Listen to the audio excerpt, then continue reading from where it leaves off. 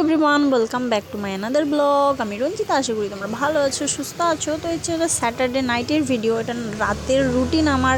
রাত 9টার পরের ভিডিও এটা। 9টার পরে আমার কী কী কাজ থাকে। এটা স্যাটারডে, যেহেতু শনিবার ছিল, শনিবারের ভিডিও। তো আমি শনিবার গিয়ে রান্না করছি, হচ্ছে পনির করছি আর রুটি করছি। দুপুরের সবজি আছে, ফুলকপি আলু দিয়ে পনির করছি। পনির ভাজতেও লেগে গেছি, ভাজতে ভাজতে এখন দেখো সবজিও ফটাফট হয়ে গেল। তো এক হাতে ক্যামেরা ধরতে হয় বলে আমি ভিডিও বেশি করি না। তো হচ্ছে ক্যামেরা উল্টো ধরা হয়েছে।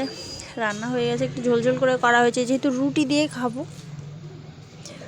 তো এখন দেখো আমি এদিকে রুটি বেলছি আর ওইদিকে ওর বাবা রুটি রান্না করছে, রুটি ভাজছে।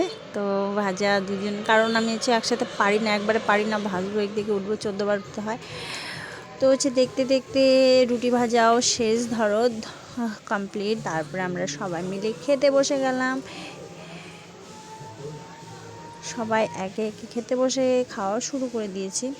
আমার ছেলেকেও আলাদা দিতে হয়, কারণ ও একাই খায় এখন, আর আমি ওকে খাইয়ে দিই না বেশি। কারণ আর হচ্ছে এখানে দেখো দুপুরের সবজিও রাখা আছে আর রাতেরও খাবার আছে।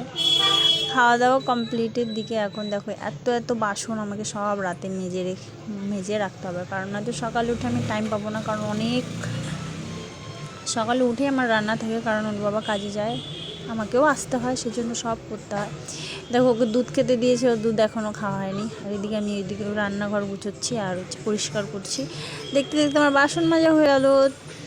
মেজে রান্নাঘর পরিষ্কার করে এইদিকে ওর বাবা শুয়ে গেছে বিছানা করে, আমার ছেলেও শুয়ে গেছে, আমিও ফ্রেশ হয়ে একদম ক্রিম টিম লাগিয়ে আমিও বিছানার মধ্যে। তো চলো ভিডিওটা আজকের মধ্যে এখানেই, দেখা হবে নেক্সট কোনো ভিডিওতে। টাটা।